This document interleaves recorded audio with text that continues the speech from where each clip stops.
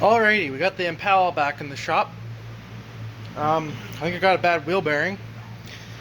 The steering wheel had been vibrating since I got it, and it's got about 15,000 more kilometers than when I bought it. So it's had the vibration of the steering when you hit about 90, goes away. Well, it's not as bad when you hit about 110. But the other day I started hearing a grinding noise, so I'm pretty sure it's a bad wheel bearing. So when you go over to when you steer to the right and all the weight goes on the left, it takes weight off of the passenger side wheel bearing. So I think it quiets it down.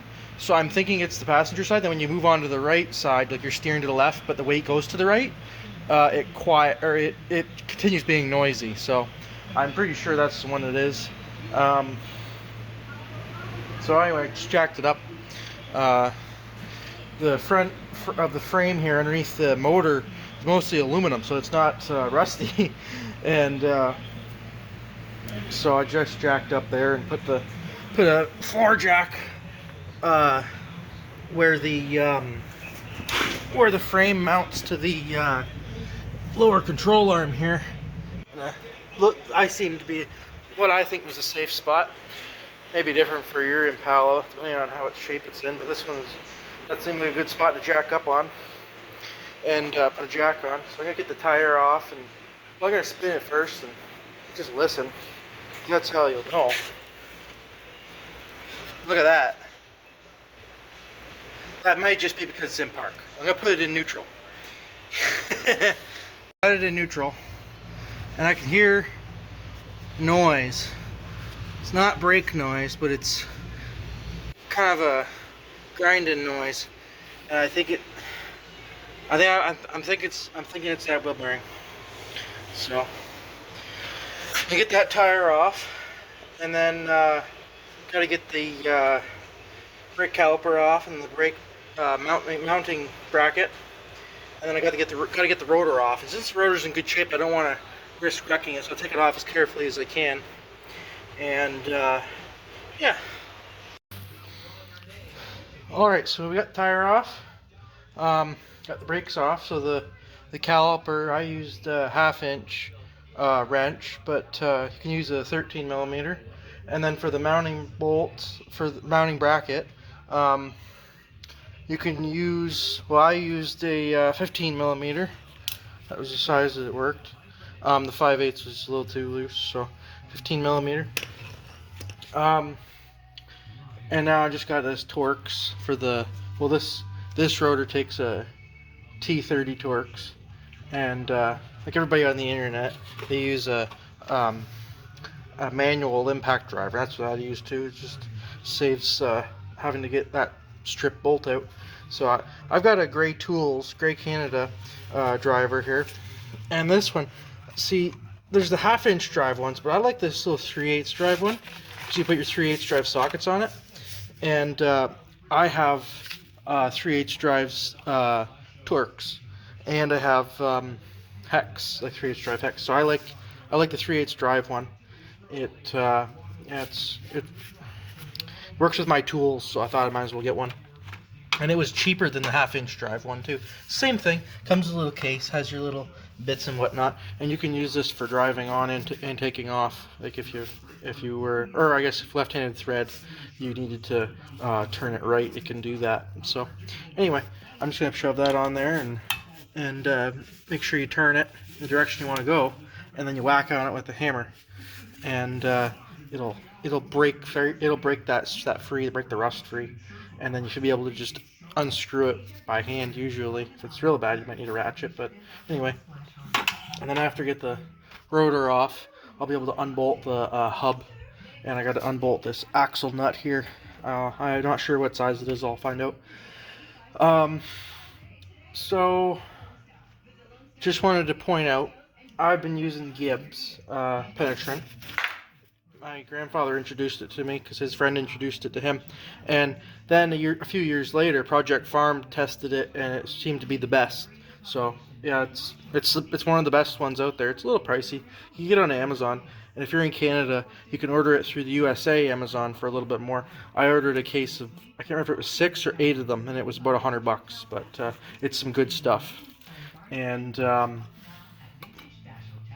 the bolts, I squared them all down. There's one at the top, and then one down here, and one on the other side. So 3 bolts to hold the hub on. And then there's a little connector for your anti-locking brake system, or sorry, wheel speed sensor, whatever you call it. The little sensor in there that tells it whether it's moving or not and what speed it's moving at. And yeah, the brake's not looking like the worst, but I think I'm gonna need new pads. There's only a little bit of life left on that. It's really close to the squeal thingy there. This thing will start squealing and wrecking the rotor, so I might just put a new set of pads on this thing. Anyway, that's what's going on. Okay, so that came off a lot easier than I thought, and submit the rotor wants to come off too. So there we go. Whoever put that rotor on, thank you for putting some anti-seize on there. That's a heck of a lot easier when it's comes off easy. Okay, so now here we go. Like, I don't know. It just doesn't have as much play as some that I've taken apart or taken off have, but I think this is where the noise is coming from. Is this hub? I'm gonna unbolt the axle nut now. So when you're an occasional cheapskate like me, you go on Amazon and get a cheap 3/4 inch drive socket set. So let's see. It. Where is this?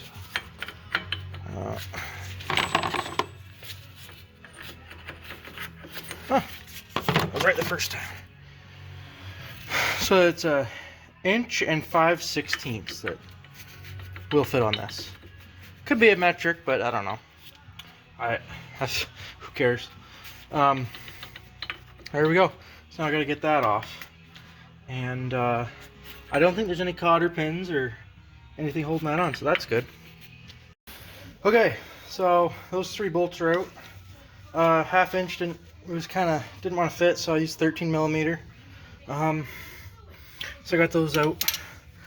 Bolts 1, 2, and 3. So those are out, and the nut is off, the axle nut. Just gotta whack this with a hammer to get it off. So yeah, I'm just gonna hit it with a sledgehammer until it pops off. So you know those times when you feel like maybe you should put safety goggles on because you feel like something's gonna break? Well, I had to put the puller on here because that axle is stuck in the hub. The hub's free from the steering knuckle, but the hub is stuck to that the axle's stuck in that hub. So I thought I'd put the puller on there, and well, it's sheared the puller off. And this is our only 3-drop puller that's big enough for this application. So I was whacking on it with a sledgehammer as best I could, and then I thought, you know what, I'll put the puller on there. Well, that didn't work out very well because now the puller's broken. And I guess we're gonna have to make a trip to Princess Auto one day. But yeah, this axle does not want to come out of there. Okie dokie, so after a battle with the hub, it took a lot of hitting with the sledgehammer, heating it with the torch, and hitting it with the air chisel. I kept spinning it, hitting it with the air chisel, kept hitting it with the air chisel and pushing it out, and it finally broke free from the spline here on the axle. So I got it off, but I might have hit the axle a couple times with the sledgehammer and mushroomed it out a little bit, so that's not good. So I took another not good thing. I used the die grinder to try and get rid of the mushroom bit, and so It's gonna be a bit of a challenge to get the nut back on, so we'll see how that goes. But anyways, took the wire wheel and cleaned up all this on the knuckle and cleaned up in here with the wire wheel. And I just got to feed the hub, the new hub, through the hole here and get the wire for the ABS hooked up, or the wheel sensor. Hook that up and then bolt it back up. And I'm gonna grease the crap out of it. I'm gonna grease the spline shaft here. I'm gonna put grease all around in here just to get it all greasy, and then bolt it together. And got new brake pads, so I'll put those on. And that's it for now. Here's the hub. That's how much it wants to spin. That bearing's pretty stuck. It doesn't want to spin very well. Might be because I hit it with the sledgehammer so many times. Here's the rest of it. Here's the wheel sensor. And here's the new one. CarQuest. Looks pretty good. It's got the connector and everything. And then the new brakes. And then the rattle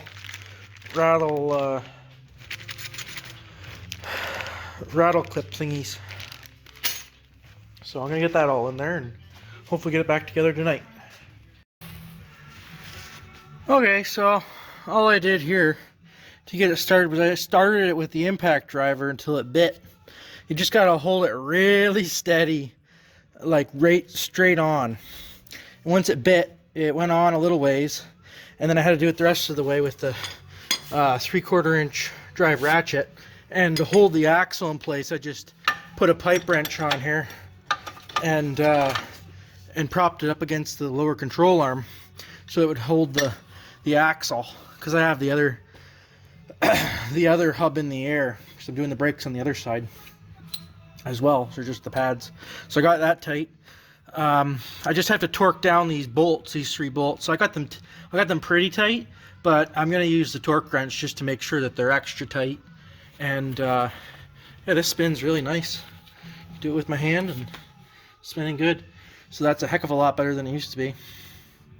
And now I just gotta torque those down and then put the brakes on.